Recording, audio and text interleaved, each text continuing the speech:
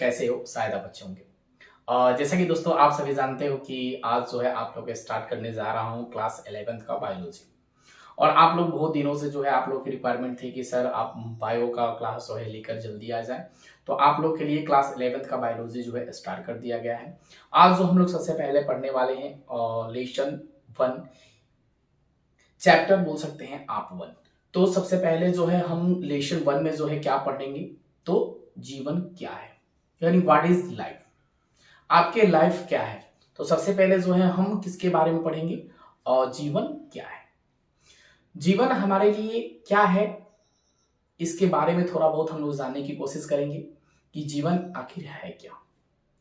दुनिया में जो भी वस्तुएं जो है आपको देखने को मिलते हैं, उनकी कुछ अवधि जो होती है वही क्या होता है, जीवन होता है। आप पेड़ पौधे से लेकर मानव तक सभी का जीवन अवधि निश्चित होता है। क्या आपने सोचा होगा कि मनुष्य के जीवन अवधि कितने दिनों के लिए होता है, पेड़ पौधे के जीवन अवधि कितने दिनों के लिए रहता है। तो सभी के बारे में जो है आप लोगों को डिटेल्स में जो है पढ़ाया जाएगा कि जीवन क्या है। तो सबसे पहले हम देखेंगे कि जीवन क्या है, यानी व्हाट इज लाइफ। तो व्हाट इज लाइफ, आप अपने लाइफ में जो भी क्रिया करते हैं वह क्या है, आपका जीवन है। और जीवन की अवधि जो होगी जिसमें आप पूरे कार्य को करते हैं वह उसकी क्या होगी, अवधि होगी। और उस अवधि के उपरांत आपकी निश्चित तौर पे क्या हो जाती है, मृत्यु भी हो जाती है। तो वही क्या होता है, आपका जीवन। तो जीवन में सबसे पहले जानेंगे जीवन जगत के बारे में कि जीवन जगत होता क्या है, यानी कि living world. Living world means क्या होता है कि जिस में आप रहते हैं पूरे संसार में, यानी कि पूरे संसार को हम क्या कहते हैं, जीव जगत। यानी यहां पर दिया गया है कि पृथ्वी पर जीवों का अपना एक अद्भुत संसार होता है। यह बात बिल्कुल सत्य है कि इस धरती पे जो है जीवन जीने के लिए अपना एक अद्भुत संसार होता है। जैसे आप हैं, हम हैं, हमें अपने जीने के तौर तरीके में जो है बदलाव करते हैं, तौर तरीके को चेंज करते हैं, जिससे जो है हम अपना जीवन अद्भुत तरीके से जीने की कोशिश करते हैं। हम क्लास 11th में आते हैं और क्लास 9th में रहते हैं, तो हमारी जीने की शैली क्लास 9 से लेकर क्लास 11 तक कुछ अलग ढंग से होती है, क्योंकि उस समय हमारे अंदर उतना विकसित माइंड नहीं होता है, जिसकी वजह से जो है हम अच्छे ढंग से जीवन शैली नहीं जी पाते हैं। धीरे धीरे उम्र के हिसाब से जो है आप लोगों का क्या होता है, माइंड का डेवलप होता है, और उस डेवलप होने के अनुसार जो है हम जीवन जीने का तरीका जो है धीरे धीरे समझते हैं।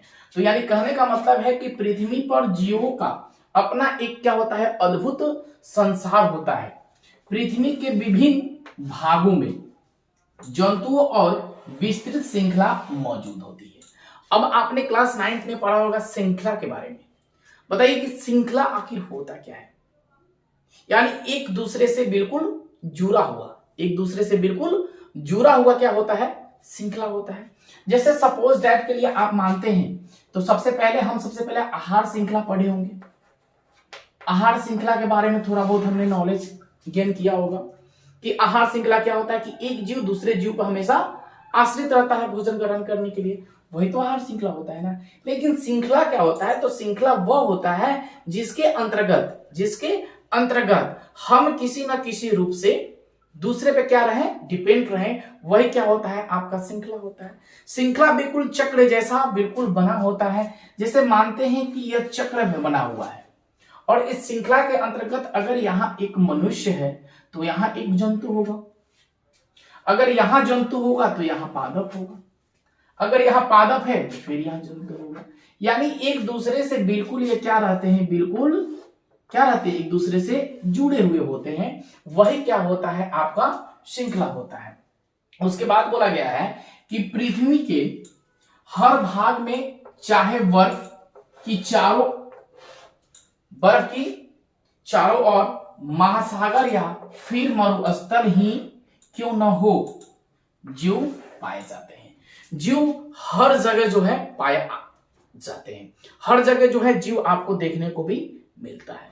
छोटा जीव क्यों ना हो, बड़ा जीव क्यों ना हो, सब जगह आपको जीव देखने को मिलेगा। हम भी क्या है, एक जीव है, और छोटे से लेके बड़े तक क्या है, जीव है। सबसे छोटा मानते हैं कि बैक्टीरिया, बैक्टीरिया भी क्या है, आपका एक जीव है। और सबसे धरातल पर सबसे बड़ा जीव कौन सा मान सकते हैं, तो हम हाथी मान सकते हैं। ये धरातल का सबसे बड़ा जानवर क्या हो सकता है, हाथी हो सकता है ना। और हाथी को अपने बस में कौन कर सकता है, तो मनुष्य कर सकता है। जैसे कि लिए आपको मैं बता दूं कि सबसे चालाक प्राणी जो है कौन सा है, तो मनुष्य है, ताकि हर जीव को अपने हैंड में वह कर सकता है, क्योंकि हमारे पास क्या है, टेक्नोलॉजी है। टेक्नोलॉजी के माध्यम से जो हम कोई भी जीव को जो है अपने अंतर्गत रख सकते हैं, अपने हिसाब से जो उसे चला सकते हैं, अपने हिसाब से उसे जो है हम घुमा सकते हैं। तो वह जो है बैक्टीरिया सबसे छोटी, और सबसे बड़ी जो है हाथी।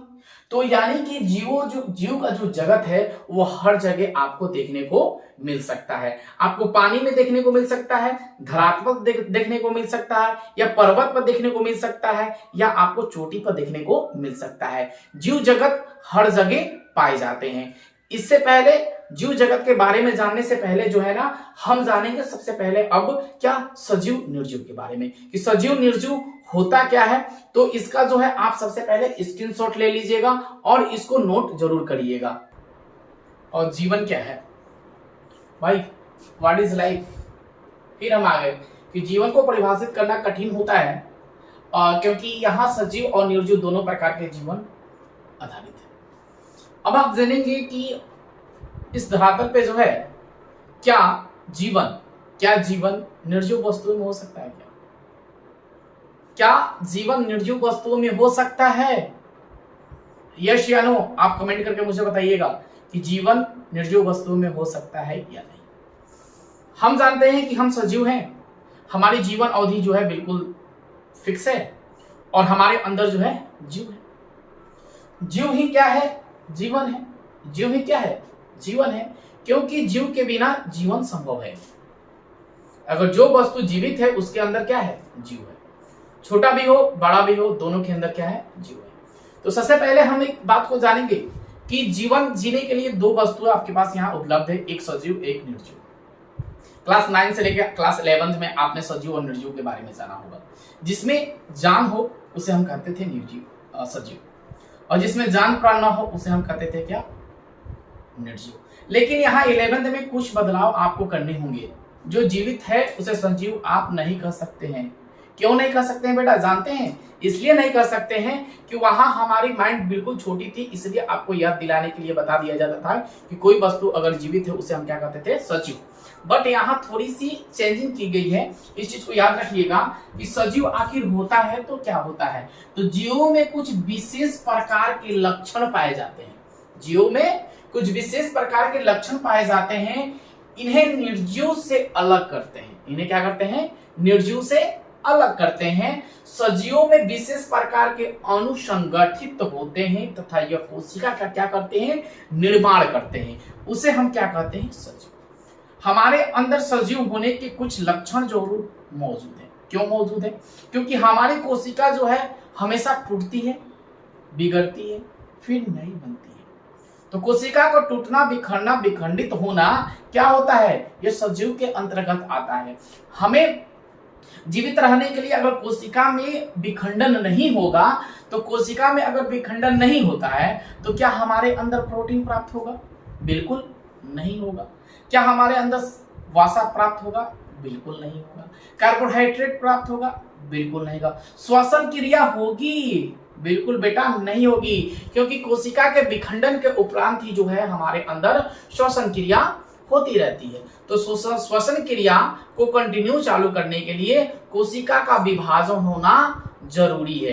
तो इसीलिए जो है हम उसे बोलते हैं क्या, सजीव। इसे आप याद जरूर रखिएगा कि जीवों में कुछ विशेष प्रकार के लक्षण पाए जाते हैं और इन्हें निर्जीव से अलग करते हैं। सजीवों में जो है विशेष प्रकार के अणु संगठित होते हैं तथा यह जो है कोशिका का क्या करता है, निर्माण करते रहता है। तो कोशिका का निर्माण तभी होगा जब उसमें विखंडन होगा, और विखंडन तभी होगा जब हम श्वसन क्रिया कंटिन्यू करेंगे। तो श्वसन क्रिया कंटिन्यू होते रहता है, उसे ही हम क्या कहते हैं, सजीव कहते हैं।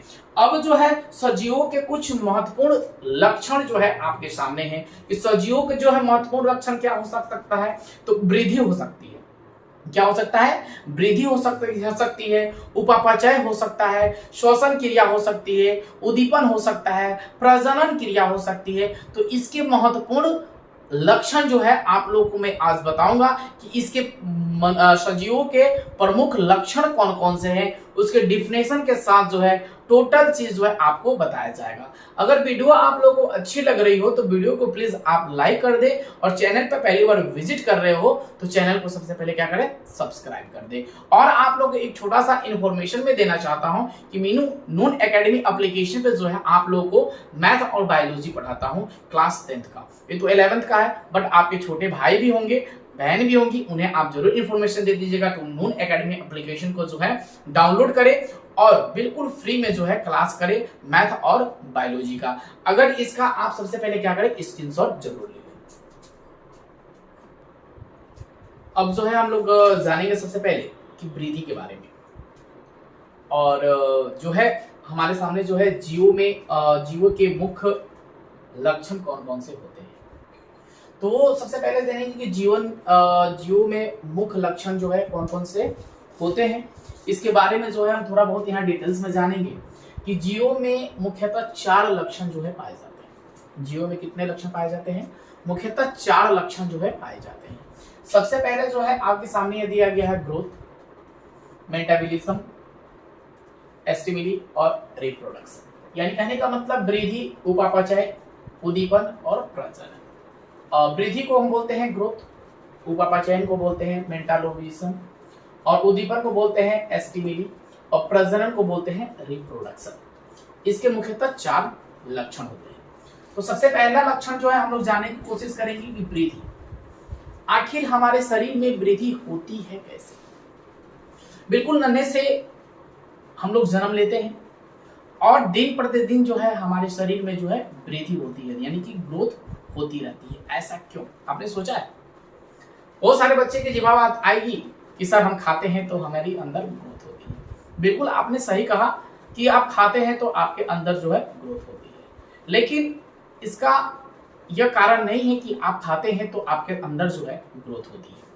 कहने का मतलब जो है आपको यहाँ साफ तौर पे दिखा जा रहा है कि जब तक कोशिका में विभाजन नहीं होगा, विखंडन नहीं होगा, तब तक आपके शरीर में ग्रोथ उत्पन्न नहीं होगा। यह सिंपल बात है कि ग्रोथ का उत्पन्न कब होता है, जब आपके शरीर में कोशिका का विभाजन होता है, तब आपके जो शरीर में जो है ग्रोथ उत्पन्न होता है। सिंपल वे में आप जान लीजिए कि यानी कि वृद्धि, प्रत्येक जीव अपने आकार अर्थात लंबाई चौड़ाई में वृद्धि करता है।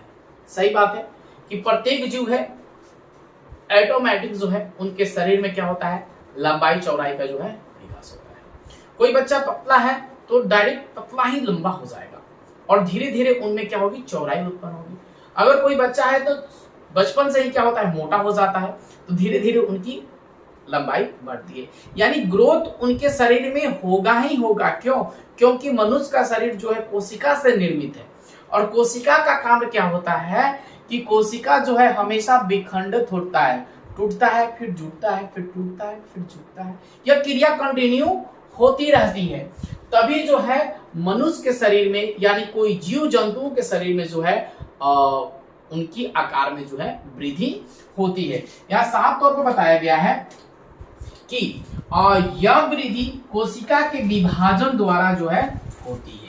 यह बात बिल्कुल सत्य है कि कोशिका का जब तक विभाजन नहीं होगा तब तक जो है शरीर में ग्रोथ नहीं होगा, तथा पौधे में वृद्धि जीवन पर्यंत चलती रहती है। अब बताइए कि हमारे जो ग्रोथ है सीमित समय के लिए जो है ग्रोथ होता है, उसके बाद जो है हमारे शरीर में जो है ग्रोथ होना बंद हो जाता है। लेकिन एक पौधा जो है उसका ग्रोथ होना जीवन भर चलते रहता है, जब तक जो है पेड़ सूख न जाए। जब तक पेड़ सूख न जाए तब तक उसमें वृद्धि होती रहती है। एक पौधा अगर एक पौधे में अगर एक पत्ता आपको दिख रहा है, उसकी सारी टहनियां सूख चुकी है, अगर एक पौधे में एक पत्तियां अगर आपको दिख रही है तो समझिए कि उसमें क्या हो रहा है, ग्रोथ हो रहा है। जब तक वह पत्ती सूख न जाए तब तक आपको यह मानना होगा कि हाँ, पूर्णतः रूप से जो है इसकी वृद्धि रुक गई है। अगर जब तक वह हरा रहेगा तब तक जो है उसमें क्या होगी, हमेशा वृद्धि होती रहती है। परंतु जंतुओं में वृद्धि एक निश्चित आयु सीमा तक ही होती है। मैंने आपको भी बताया कि मनुष्य के जो है जीवन अवधि से लेकर वृद्धि तक बिल्कुल लिमिट समय सबका होता है। हमारे जीने का जो है हम मानते हैं कि 60 से 70 साल, 80 से 90 साल हम मान सकते हैं, बट इसका कोई निश्चित नहीं अवधि है कि आप 60 साल तक ही जीवित रहिएगा। लेकिन आप यह कह सकते हैं कि पेड़ पौधा जो है यह 50 साल तक टिका रहेगा, जब तक उसमें कोई बीमारी उत्पन्न न हो जाए तब तक वह पौधा जीवित ही रहेगा। और जीवित कब रहेगा, जब तक उसमें वृद्धि कंटिन्यू होती रहेगी। यहाँ समझाने के लिए मैं जो है आप लोगों को एक छोटा सा ट्रिक जो है अपना के जो है बताने की कोशिश कर रहा हूँ। यहाँ जो है आप आराम से एक चीज समझ सकते हैं कि अगर आपके पास पौधा है, चलिए हम यहाँ देखेंगे कि आपके पास एक पौधा है, तो सुंदर सा एक हम पौधा यहाँ जो है बना लेते हैं। ये तो क्लास 9th में ही 10th में जो है आपने यहाँ पे पढ़ लिया होगा।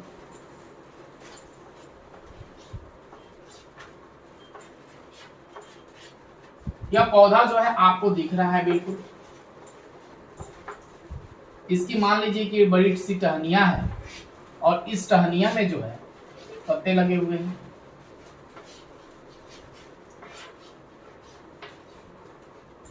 मान लीजिए पौधा हो गया आपका, टहनी हो गई, और इस टहनी में जो है आपके पास पत्ते बहुत सारे लगे हुए हैं, सपोज मानिए, ठीक है।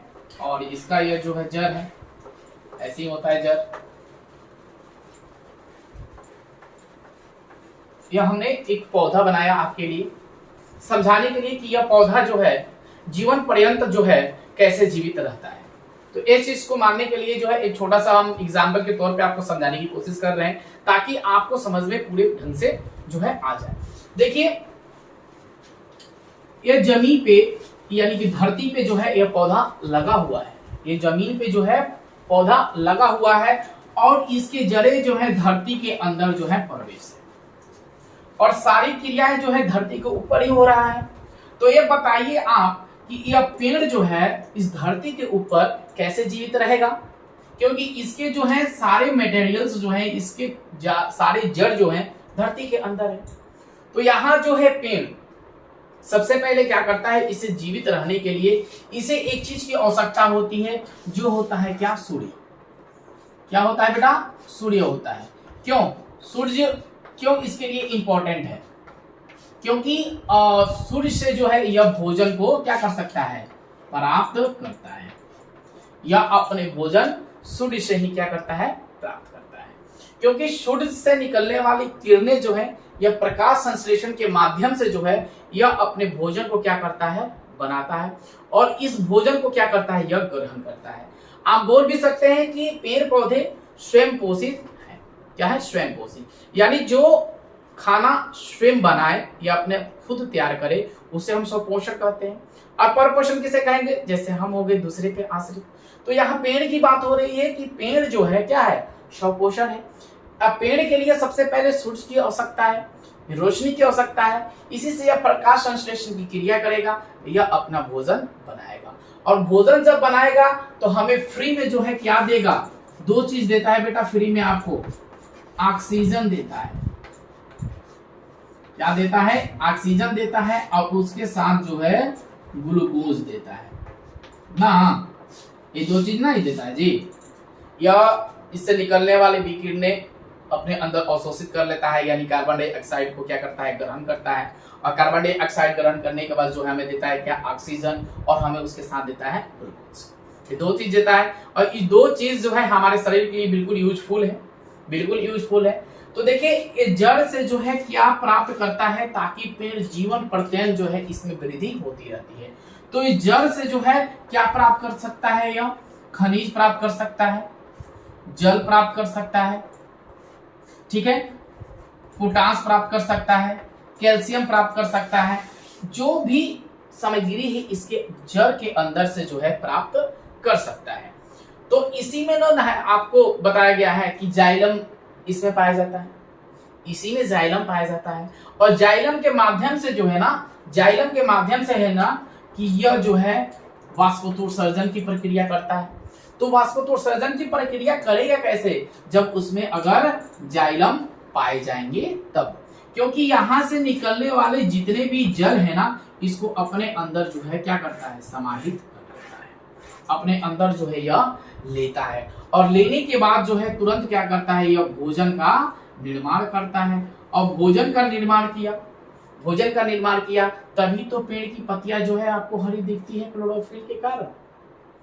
अगर भोजन का निर्माण इसके अंदर नहीं होगा तो क्या यह पेड़ हरा आपको दिखेगा? बिल्कुल नहीं दिखेगा। तो कहने का मतलब है स्टोमेटा, स्टोमेटा इसके अंदर छोटे छोटे रंध्र पाए जाते हैं जिससे वह भोजन का निर्माण करता है, इसलिए उनकी पत्तियां जो है हरी होती है और इनमें हमेशा विकास होते रहता है।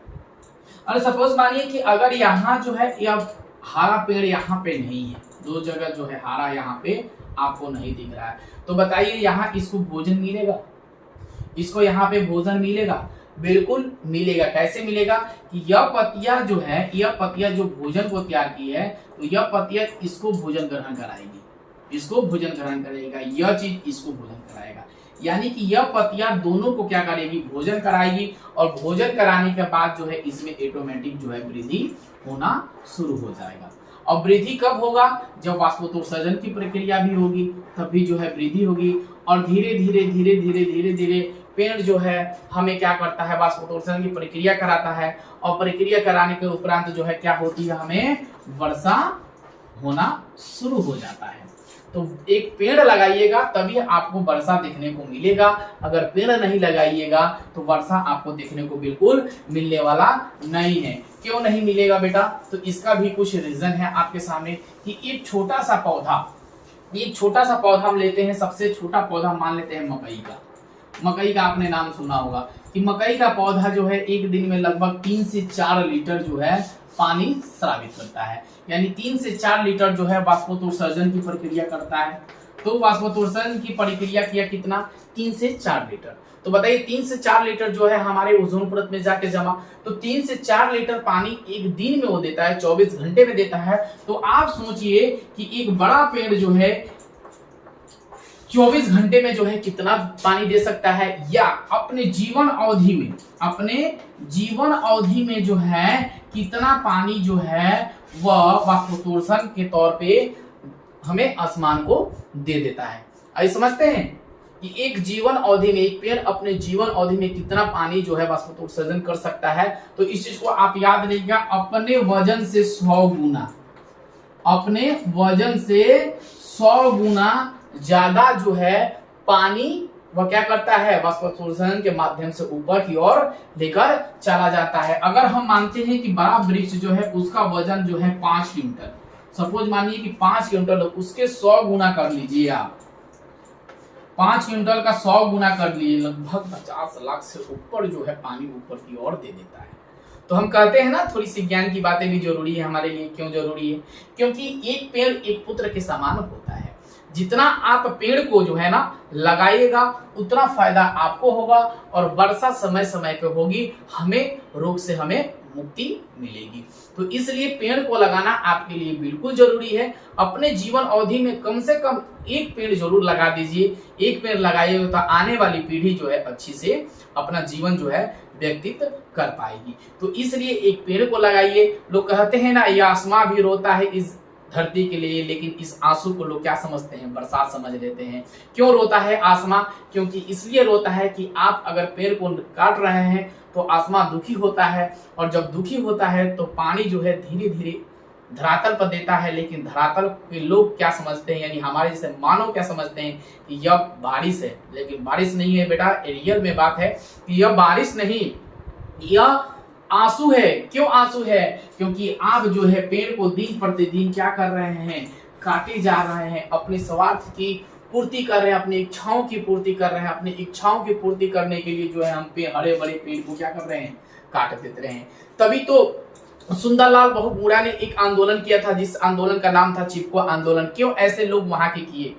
मध्य प्रदेश की ही बात है, कहीं दूसरी जगह की बात नहीं है, क्योंकि सुंदरलाल बहुगुणा ने क्या किया था? चिपको आंदोलन का शुरुआत किया था।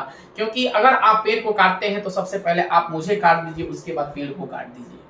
यह बात बिल्कुल सत्य है बेटा, ये बात बिल्कुल सत्य है, क्योंकि एक पेड़ को काटना अपने जीवन के बराबर, अपने जीवन का क्या करना, समाप्त करना जैसी है। तो इसलिए जो है आपके लिए ये इंपॉर्टेंट चैप्टर है, इसलिए इस वीडियो को पूरे अंत तक जरूर बात करिएगा। आगे जो है हम लोग थोड़ा बहुत जानेंगे कि उपापचय क्या होता है, उसकी सारी क्रियाएं के बारे में जानेंगे, प्रजनन जानेंगे। तो चलते हैं फिर आगे, नेक्स्ट में जो है आपसे अभी मिलते हैं। उपापचय जो है आप लोग को मैं बता दूं कि उपापचय क्या होता है कि जीवों में पाए जाने वाले अणु रासायनिक अभिक्रिया में भाग लेते हैं। ठीक है, जीवों में पाए जाने वाले अणु रासायनिक क्रिया में क्या लेते हैं? भाग लेते हैं, तथा जीव अणुओं में परिवर्तित होते रहते हैं। अणु या तो आपस में संगठित या विखंडित होते रहते हैं। जीवों के शरीर में होने वाले इन अभिक्रियाओं को क्या कहते हैं? उपापचय कहते हैं। यानी कि हमारे शरीर में जो है अणु है हमेशा क्या होता है? विखंडित होते रहता है। इसलिए विखंडित होता है क्योंकि हमारे शरीर में जो है अवशोषित करने की क्षमता जो है बहुत क्या है? अत्यधिक है। इसलिए हमेशा जो है अणु क्या होता है? विभाजन होते रहता है, यानी रासायनिक अभिक्रिया के द्वारा जो है क्या होता है? अणु में विभाजित होते रहता है तथा परिवर्तित उसमें होते रहता है। इसलिए तो कोई चीज जो है भोजन सामग्री को ग्रहण करते हैं तो उपापचय के माध्यम से जो है अपशिष्ट पदार्थ बाहर की ओर निकल जाता है। अगर अणु में विखंडित नहीं होगा तो उपापचय की क्रिया जो है नहीं होगी, आप जो खाइएगा बाहर की ओर रख दीजिएगा। उसके बाद जो होता है कि उद्दीपन क्या होता है?